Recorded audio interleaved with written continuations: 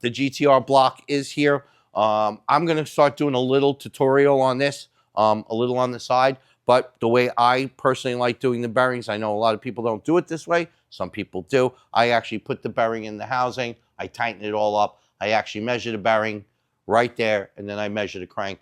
Crank's a beautiful piece. Again, T1 hooked me up with both pricing and availability. Our motor is not going to be a 4.0 or a 4.1. Our motor is going to be a 3.8. That's where we're going to start. Still going to stay a 3.8 liter motor. I like the RPM out of these things. We're going to go with that at first, and if, you know, somewhere down the road, I need to make it a 4.1, well, then I'll make it a 4.1. But right now, we're going to stick to the original stroke on this. We'll be discussing some of the parts and pieces that we have. It's going to be an aluminum motor. This is already a really cool piece that Magnus made, part of their bridge setup for this for the main cap setup, as opposed to what they were doing early on, which was this Titan type of pan, where everybody was just making the billet pan, which is good. I actually think this is better. And the reason why I think it's better is because when they made this pan, and it's a great pan, and I don't think there's anything wrong with it, and it's actually going to be in my backup motor. This is going to be my backup motor setup. I don't think there's anything wrong with it, but I was never in love with it because I really like the way Nissan splayed this, put a steel insert into an aluminum piece, which is what they did. And they've been doing this, just to let you know, a lot of people think the first bed plate motors, the motors like that have the whole bed plate instead of individual caps, came out in the HR motor.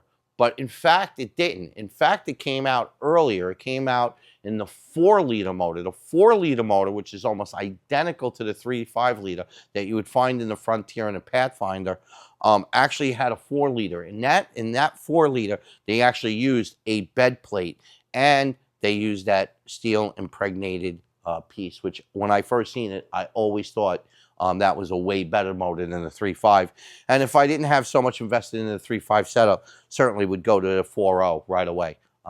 Again, really tough to get parts for it, so, like a crank. But definitely a better block. And, it would be obviously a 4-liter. Of course, people would say, oh, you stroke it and you could have it, but you still wouldn't have the bed plate. So I really like the way they did this on all the HR VQ motors. Well, let's go over it. They did it on the 4-liter back in 03. And then, of course, they didn't do it on any of the 3.5 stuff. They had a different, wedge plate setup. But then subsequently in the HR, they went to it. In the VQ37, they went with it. Obviously, VR38, they went with it. And, in fact, in the new VR30, it's the same thing.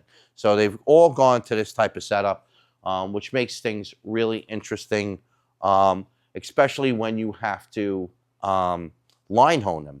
So actually, I guess we'll save that for... Actually, we could do it now. So when you have to line hone these things, right? Well, I guess we'll do a couple of videos today. When you have to line hone these things, how do you line hone them, right? I mean, you can't cut each individual cap here. So what do?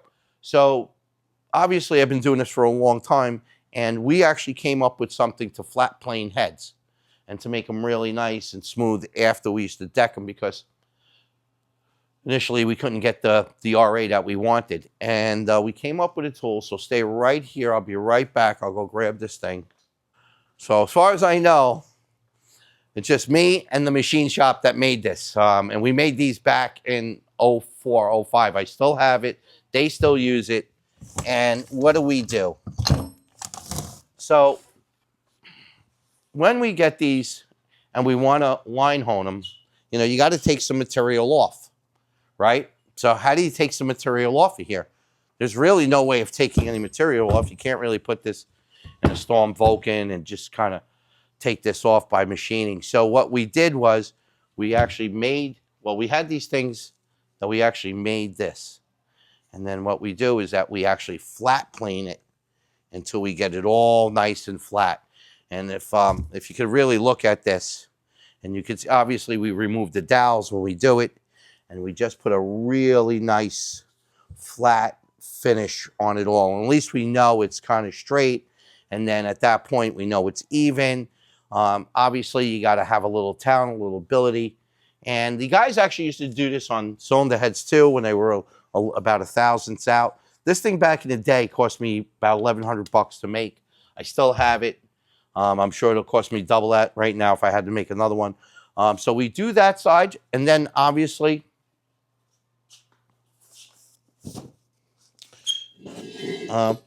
new dowels. We also do it on this side. This side's a little easier because it doesn't have the steel impregnated, so it actually cleans up pretty quickly. But you can get it nice and flush. Use a little die chem sometimes if you like, or you could just look at the shadows you're leaving once you have some experience doing it.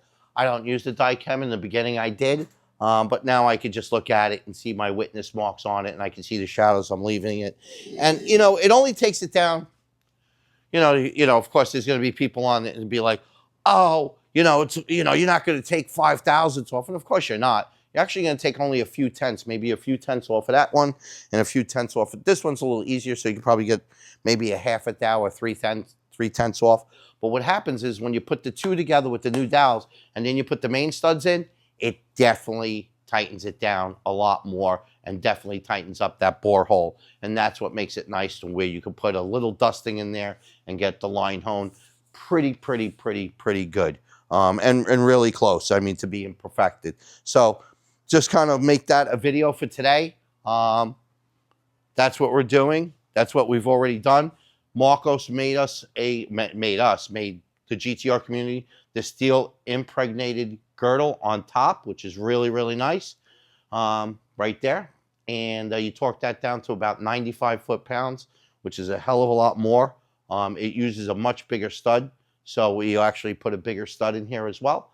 And we'll tighten that down. And again, we'll measure the actual diameter of this, and then we'll measure the OD diameter of the crank, and we'll come up with a real number. So that's going to be in the next video.